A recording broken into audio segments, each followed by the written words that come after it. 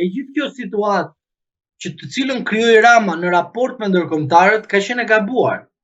Dhe përveç kësaj, mënyra se si Rama drejtonte apo bënte takimet me ndërkombëtarët ka qenë diçka e afruar nga administrata e Bidenit. Tani që Bideni nuk është, Rama nuk ka më prezencë në arenën ndërkombëtare. Rama si kryeministër, zotëri, vëllezonja dhe zotëri, jam i bindur që e kalon e oqeani. Nuk jam nga ata që them a e kalon se kalon.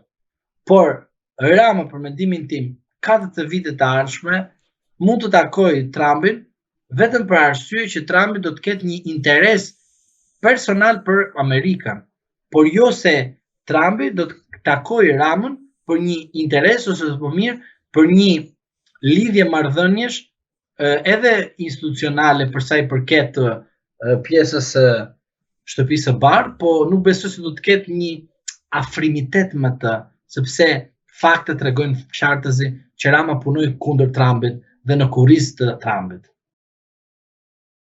A mendoni se kryeministri Edi Rama mund të goditet sa i përket aferës korruptive të ish agentit të FBI-së Charles McGonigal si nga SPAC, por ashtu edhe nga pjesa amerikane, por vetëm në rastin nëse humbet zgjedhjet e përgjithshme parlamentare të 11 majit?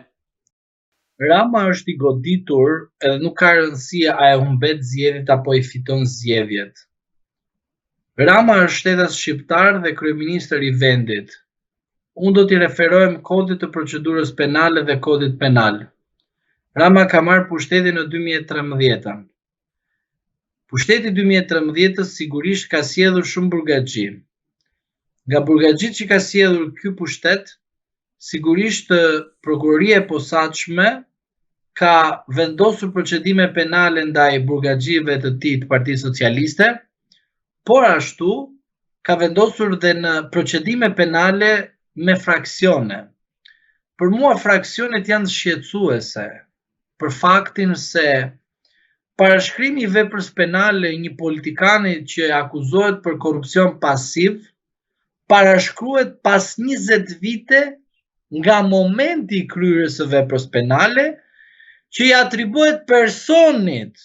Pra, çështja mund të jetë e regjistruar, por për personin nuk mund të kalojë më shumë se 20 vite, jo 10 vite.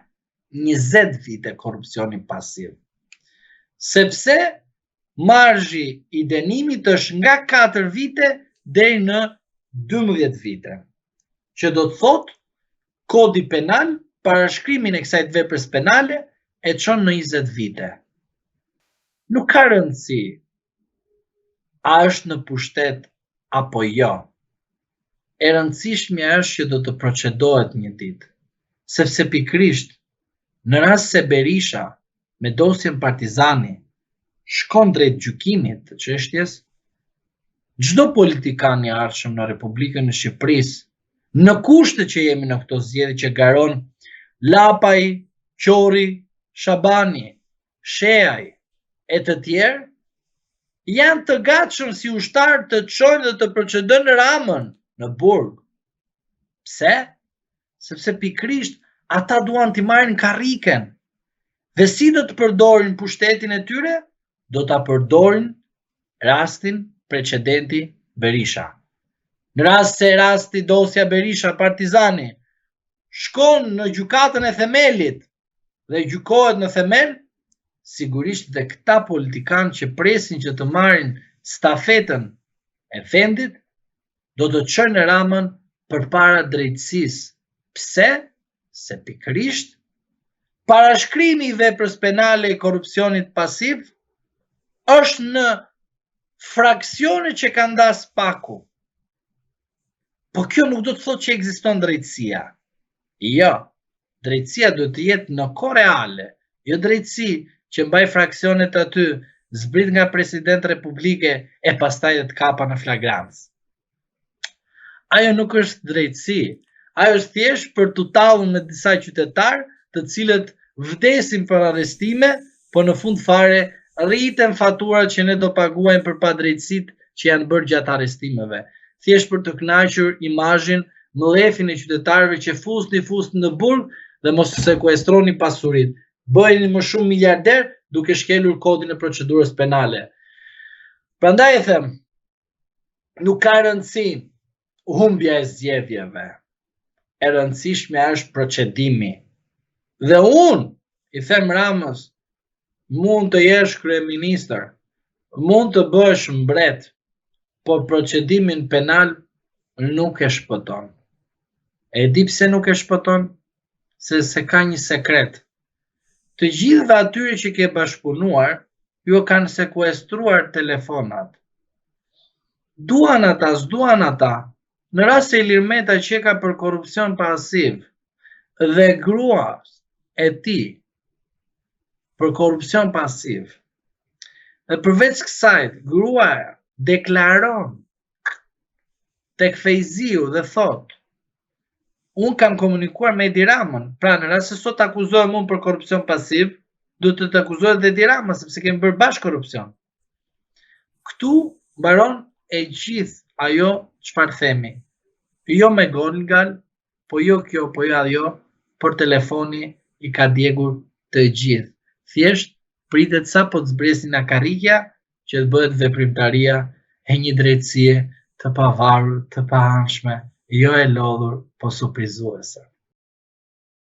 Pra ju mendonin se mesazhet e Monika Kryemadit me kryeministrin Edi Rama mund ta fundosin këtë të fundit dhe kjo shpjegon sipas jush edhe kërcënimin që ai bëri kundrejt Spakut që mos guxoi njëri që të marrë telefonin. Kush e kuptoi, e kuptoi. Kush mendon se akoma ekziston situata ashtu siç mendojnë ata që vdesin duke na thënë na bë lavazhier dhe na thënë nga mis deri ndar. Arrestimi, qeveri teknike zgjidhet parakoshme.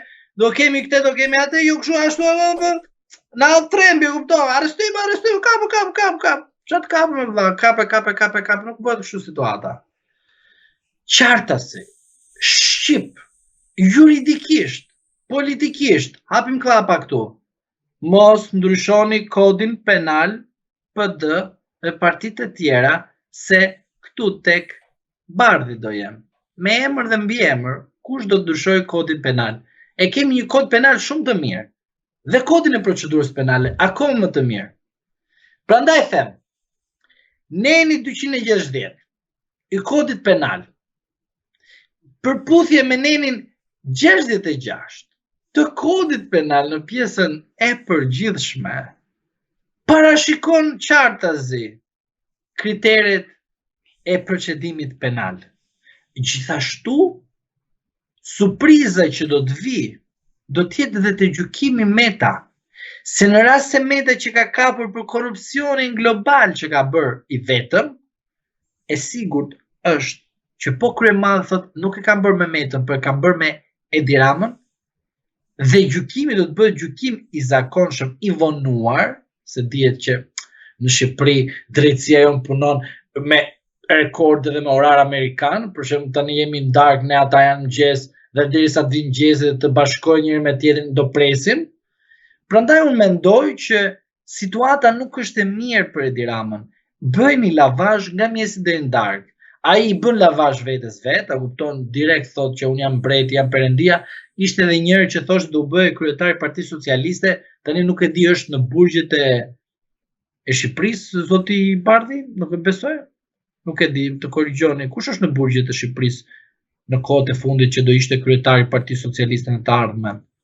Pra, të ndihmoj unë ty se mbas e ke harruar. Erion Velia më.